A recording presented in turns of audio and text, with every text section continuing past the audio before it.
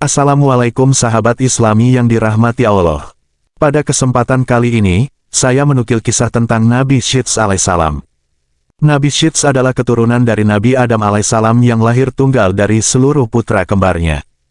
Dalam versi Jawa, Nabi Adam sangat menyayangi Syits, sehingga kemudian Nabi Adam memohon kepada Allah agar suatu saat nanti Syits menjadi penguasa atas keturunan saudara-saudaranya. Ketika Nabi Adam berdoa, Azazil mendengarnya. Maka iblis itu berniat untuk mencampurkan darah keturunannya dengan darah Syits. Di ruang peradunan, Dewi Mulat, yaitu istri Syits saat itu sedang tidur lelap. Adanya kesempatan tersebut digunakan oleh Azazil untuk mengganti Dewi Mulat dengan putrinya yang bernama Dewi Delajah. Karena Dewi Delajah memiliki mirip dengan Dewi Mulat, Syits yang menyaksikan istrinya hanya mengenakan gaun tembus pandang itu sontak terbakar gairah kelakiannya. Syits menyetubuhi Delajah. Seusai benih kehidupan dipancarkan Syits ke dalam ladang rahim Delajah, Azazil mengganti putrinya itu dengan Mulat. Belum puas sekali bersegama, Syits kembali memancarkan benih kehidupan ke dalam ladang rahim Mulat. Waktu terus berjalan, sampai lahirnya putra-putra Syits. Dari rahim Mulat, lahirlah bagi laki-laki normal dan cahaya berkilauan. Dari rahim Delajah, lahirlah gumpalan darah yang berkilauan. Oleh Azazil, gumpalan darah itu disatukan dengan cahaya berkilauan dari rahim Mulat. Putra Mulat diberi nama Sayyid Anwas. Putra paduan Mulat dan Delajah diberi nama Sayyid Atwar. Di masa kecilnya, Sayyid Anwas yang dikaruniai wajah yang tampan itu diasuh oleh Nabi Adam. Sedang Sayyid Anwar yang berparah mempesona itu diasuh oleh Azazil. Sebagai putri yang terberkati, kedua putra Syits tersebut memiliki kemampuan yang luar biasa. Yang berbeda antara keduanya adalah, jika Sayyid Anwas menyenangi ilmu agama, sedangkan Sayyid Anwar menyenangi laku tirakat dan bertapa. Sayyid Anwar yang telah menginjak usia dewasa ke Azazil, sebenarnya siapa ayahku, kek? Azazil pun menjawab, ketahuilah, cucu, kau masih keturunan Syits. Kemudian Azazil menghirup napas panjang sebelum menghembuskan kuat-kuat. Kalau kau ingin bertemu dengan ayahmu, maka carilah Syits, putra mantuku itu. Mendengar penuturan Azazil, Sayyid Anwar segera berpamitan mencari Syits. Setelah bertemu dengan Syits, awalnya Syits tidak mengakui Sayyid Anwar sebagai putranya.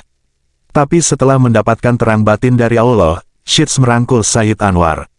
Rangkulan haru antara ayah dan putra. Seperti Sayyid Anwas, Sayyid Anwar kemudian hidup di bawah asuhan Adam. Oleh sang kakek, Syits Anwar mendapatkan pesan agar tidak meminum air kehidupan. Namun pesan itu dilanggarnya, karenanya Sayyid Anwar diusir pergi oleh Adam. Dengan penuh rasa kecewa, Sayyid Anwar akhirnya pergi meninggalkan Adam untuk berkelana. Di tengah perjalanan, Sayyid Anwar bertemu dengan malaikat Harut dan Marut yang menyesatkannya menuju tepian Sungai Nil. Di tepian Sungai Nil tersebut, ia bertemu dengan beberapa anak Adam lainnya. Kepada paman-pamannya, Sayyid Anwar belajar ilmu laduni yang dapat melihat masa depan dan juga berbagai ilmu lainnya. Sesudah mendapatkan cukup bekal ilmu, Sayyid Anwar melanjutkan perjalanan ke arah lemah Dewani yang terletak di antara Pulau Maldewa dan Laksdewa. Di pulau kecil tersebut, Sayyid Anwar melakukan tapa brata yang cekat melihat matahari dari terbit sampai terbenam. Setelah 7 tahun bertapa, Sayyid Anwar dapat menundukkan bangsa jin. Mengetahui bahwa bangsa jin telah dikalahkan oleh Sayyid Anwar, Prabu Nuradi yang merasa terancam kekuasaannya itu melabrak dan mengajak Sayyid Anwar untuk berduel. Dalam pertarungan itu, Prabu Nuradi mengalami kekalahan. Sesudah turun tahta, Prabu Nuradi mengangkat Sayyid Anwar sebagai Raja Jin dan menyerahkan putrinya sebagai permaisuri. Ketika telah menjadi raja, Sayyid Anwar memiliki gelar Prabu Nurasa.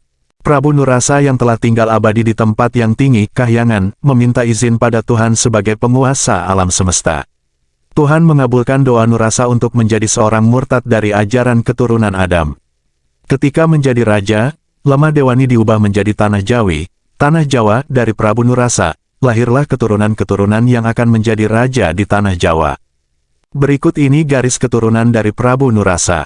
Sang Hyang Menang, Sang Hyang Tunggal, Sang Hyang Manikmaya, Sang Hyang Brahma-Brahmani, Abhiyasa Pandu, Arjuna, Abimanyu, Parikesit, Udayana, Grendayana, Jayabaya, Jayamilaya, Jayamisena, Kusumawi Citra, Citra Soma, Pancadriya, Anglingriya, Suwelacala, Seri Mahapunggung, Kandiawan, Gentayu, Lembu Amiluhur, Panji Kuda Lalean, Banjaran Sari, Munding Sari, Munding Wangi, Pamekas Jaka Seseru, Prabu Anomadaningkung, Hayam Wuruk, Lambu Amisani Bra Tanjung, Brawijaya, Bondan Kejawan, Getas Pendawa Ki Ageng Sela, Ki Ageng Niski Ageng Pemanahan, Penembahan Senopati, Sultan Agung. Sementara itu di tempat lain, Sayyid Anwas yang tumbuh dewasa dalam asuhan Adam melahirkan manusia-manusia yang dimulai dari Nabi Idris, Ibrahim, Musa, Isa sampai pada Muhammad.